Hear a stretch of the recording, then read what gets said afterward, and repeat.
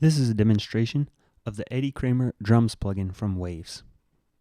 This plugin is available as an individual product and also part of the Eddie Kramer Signature Series bundle.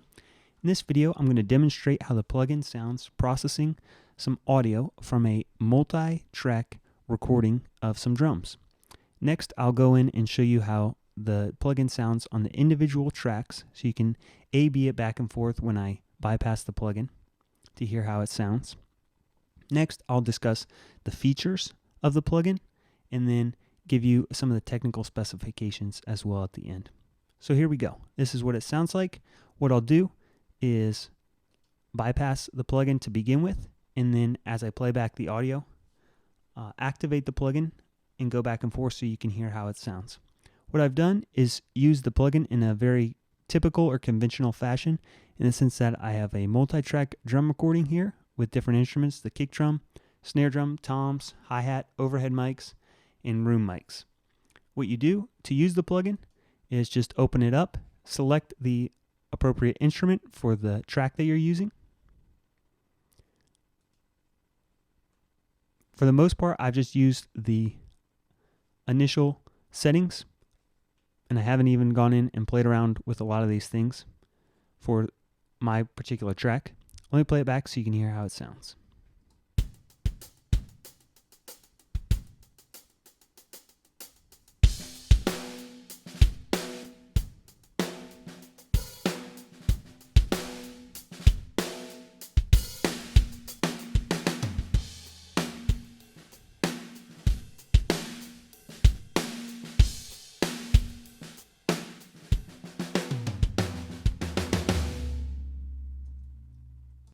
So hopefully right away you can hear that these plugins are making a dramatic difference to the sound. This is not a subtle effect. This is a very dramatic effect. And right away when you insert it on your tracks, it's going to make a big difference. Let me go in now and show you what it sounds like on the individual instruments. I'll start with the kick drums.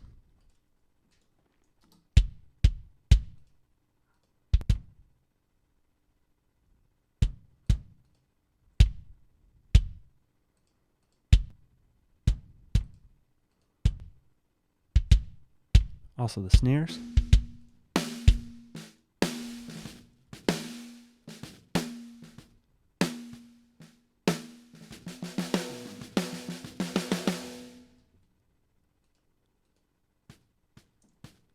Next I'll move over to the hi-hats and the overheads.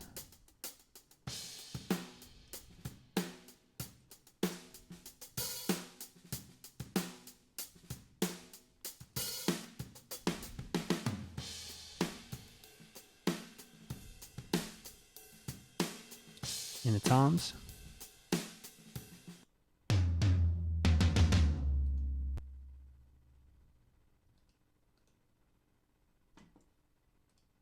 Now the room mics.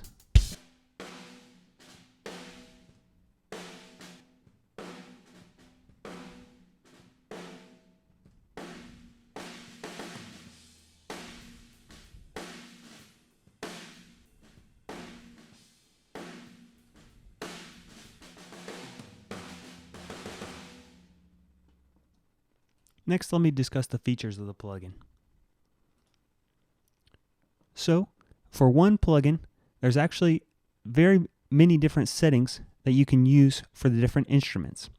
So, you have a bass drum setting, a snare setting, hi-hat setting, toms, overhead, and room settings. And how you would typically use this plugin is to insert it on the appropriate track of your multi-track drum recording, select the appropriate setting for your instrument. Here you have a knob that controls the input level to the plugin. And what you need to do when you're playing back the plugin is, or playing back the sound through the plugin, is to make sure that the signal is loud enough, and that will be indicated here with this light, that it's either going to be yellow or orange when it's in the appropriate range. If it's red, it's too loud. If it's green, it's too quiet. The reason why you need to do this is there are dynamics processors included in the plugin, the compressor and the gate, which anticipate that the signal is going to be at a particular level for things like the threshold that are used for these effects. So I'll play it back and show you how to set the input sensitivity.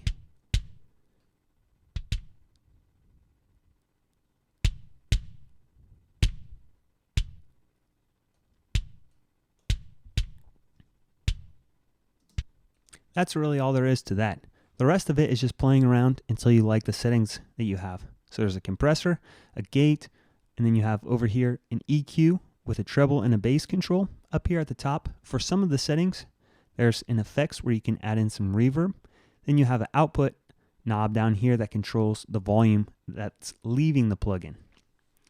So if you're not very experienced with mixing, you don't have to worry about a lot of the settings for a compressor, for a kick drum or a snare. The settings change automatically behind the scenes depending on which instrument you select. So you don't have to worry about the threshold, the ratio, attack, release, and all those things. Same goes for the gate. You also need to worry about particular frequencies you're going to be boosting or cutting in the treble or bass regions. A lot of that stuff is taken care of behind the scenes, so you don't have to worry about it. So with the bass drum, these are the settings. Some of the other ones, I'll show you the snare. With the snare setting, you don't have the control over the gate. With some of the other ones, like the overheads, no compressor, no gate, and no effects. And no gate for the room, and no effects. So this plugin is based on the preferences of the famous mix engineer Eddie Kramer. And I suppose that for these kinds of instruments, the room mics or the snare, it's his preference just not to use a gate on it. And so the reason that those don't appear is he doesn't typically use it that way. So hopefully that gives you an idea about how to use the plugin, mixing in different things like the reverb and how to control the EQ and stuff like that when you're actually using the plugin. The last thing I want to talk about is the technical specifications for the plugin. So this plugin comes in two formats. It comes in as a mono plugin that's used on your mono tracks, and also as a stereo plugin for your stereo tracks.